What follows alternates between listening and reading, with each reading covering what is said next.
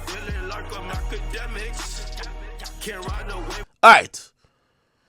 Let's start with the first and foremost. So, in court today, and let me see if I could go to Long Crime and find it. In court today, here we go. High speed. Give me 1 second, then I'll introduce the topic. Okay, that's not there. Let me do 11 Alive. If not, it's on my Instagram page. I know for sure. But I want to watch the whole thing with y'all. This 4 hours ago. Nah, it don't look like we're gonna get it.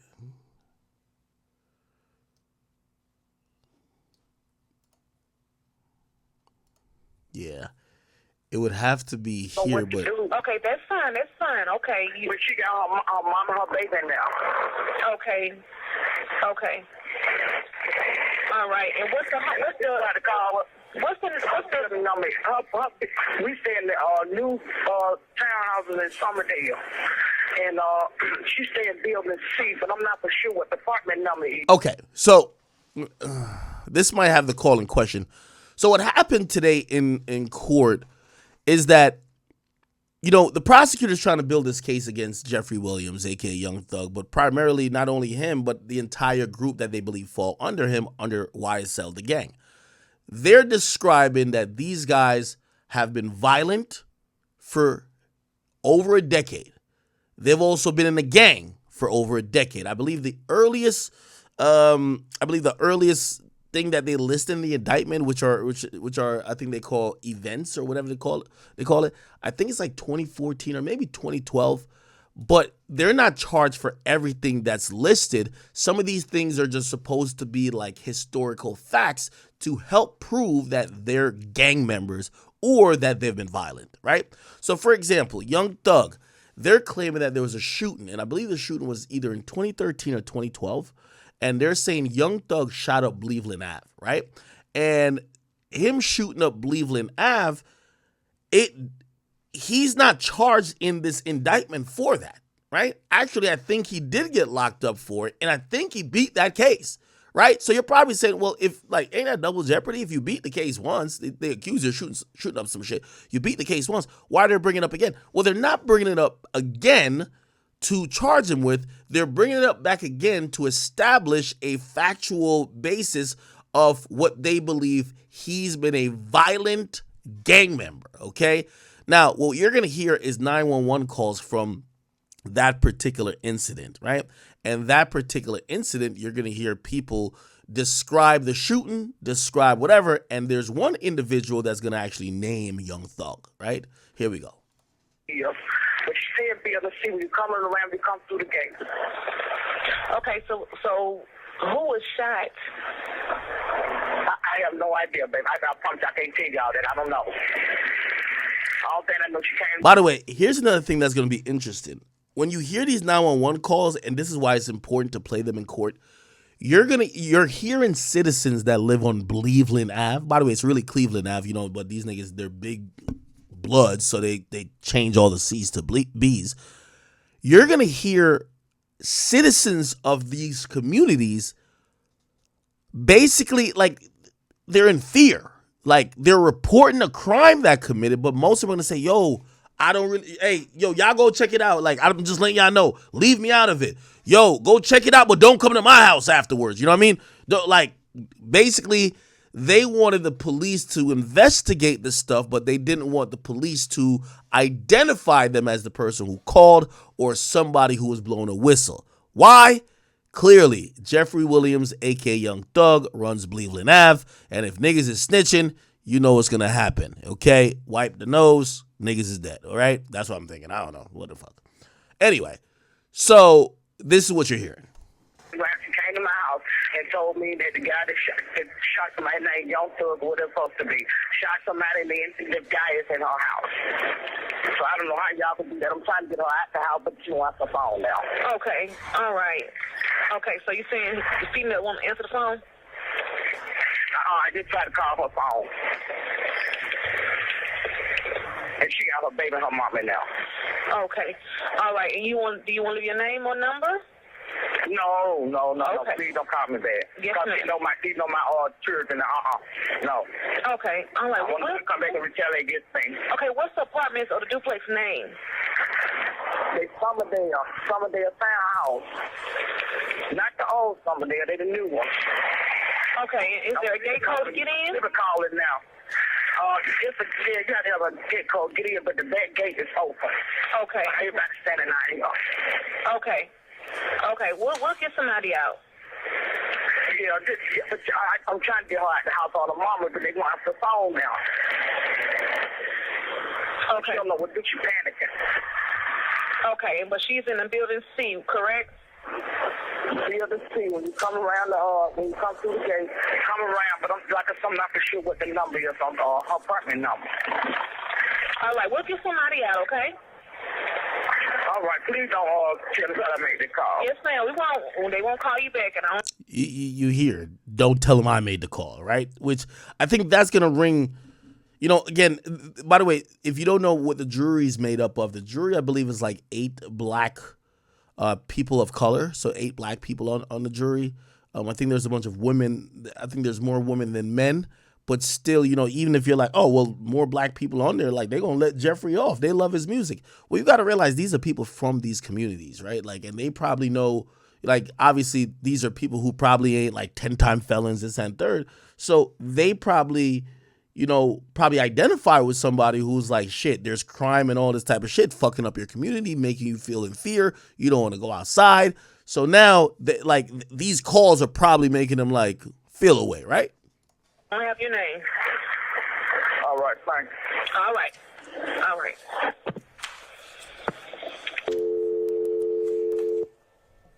And Your Honor, just for the record, I will move, for purpose of this motion, the transcript that everybody has, I assume, is using, unless you already did that. Your Honor, I prefer that the call speak for itself, and the transcript is not pertinent to and not evidence of what's on the call. So What's the purpose of the transcript, Mr. Steele? For the record, Your Honor, and it assists us in talking about it, and I served it on the state Friday. Didn't hear back any issues, so like any other transcript, I understand the recording is the evidence for purposes of motion, but it would assist me in the argument.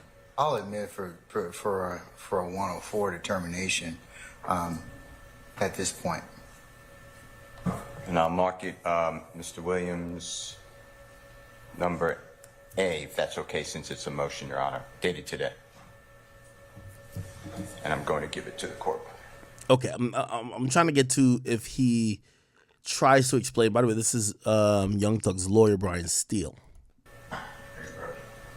Yes, you may. Here we go. If you don't mind, and you have to wrestle with and make a decision on confrontation clause implication, then, and only then, if you do say that I've failed in my effort to say that this is testimonial, then you have to look at the statutory hearsay evidence and whether there is an exception to the general rule that hearsay is not admissible. The state this morning filed a brief that I read right before your honorable court began the proceedings, or a response, I guess. And they said that if Okay, so by the way, what this appears to be is that this appears to be not in front. Usually when you're seeing all these motions, the jury's not in court. So it looked like, and they tell the jury, you can't watch nothing, so they're supposed to not see this. So it looks like the state wants to introduce this audio, and Brian Steele, who's representing Young Thug, is like, hell nah, we don't want this shit up in court. The fuck is you talking about? They're arguing a few things. Yo, yes, it's a 911 call, but when we now played in court, right? And again, it's nothing that he's charged with. It becomes almost testimonial, which, is that person going to show up to court and go testify to this stuff, or we're just going to play a 911 call, right? Because anybody could call 911 and say any goddamn thing, right? So, he's fighting for this not to really be played in court, it appears. the court does not find a confrontation clause violation, and the court does not find excited utterance or present sense impression under the hearsay statute to be met by the state, They then asked for the court to wrestle with 24-8-807, which is the residual clause to hearsay exception, but that cannot be used because the state never gave pre-hearing notice that they were going to use that exception, and that exception is rarely used, and I'll give you those cases. Okay. It says immediately after that this is not emergency, she states the guy that shot the guy over here off Cleveland Avenue, he's in my friend's apartment, and she's panicking. She don't know what to do. 911 operator said, what's going on? The unknown caller says, the guy, I guess, she's speculating, somebody must have shot somebody over here where I stay at over in Summerdale, but you cannot come to my house or through my house. So what she is saying is she is repeating information that she doesn't know if anyone got shot, but she guesses that, assuming that, and we really don't know the basis. Maybe she knows it because she was told it by the neighbor. Maybe she knows it because she heard it on the news. Maybe she really never knew it at all, but saw police officers in her apartment complex. So this is something where we ask this honorable court to analyze, is this really an emergency? And the reason I say that is because the caller is also not panicked by saying, you got to get here now, you got to get here now. The caller is constantly saying, I don't want my name to be used. I don't want my children's name to be used. You don't have my address, don't have my telephone number, you can't have my name because I don't want retribution. That is the key to this is going to be an arrest. Person is going to find out who's arrested that I made the call and I don't want to be involved. That is totally for purposes of arrest and prosecution, which does trigger testimonial evidence. And if it's testimonial evidence, Mr. Williams gets to confront the person. The unknown caller. Okay, so exactly what I was saying. They're basically saying because a phone call could be used as, if you call the police like, yo, this nigga is beating my ass, like the police might show up even if you switch your statement at that time. They might be like, well, you said on the phone the person was beating your ass. We see you with a black eye. We're locking them up. We're going to use the fucking telephone call along with the physical evidence we saw. We'll take a picture of you and we have the phone call. Hey, we're going to court. Essentially, they're saying that, because that's more testimonial, they need to, the person who made this call would have to come in court. They're never getting that person in court, right? Like, so essentially, he's doing a good job of saying this can't be played for the jury, right? Clearly, it's not a good tape for Jeffrey.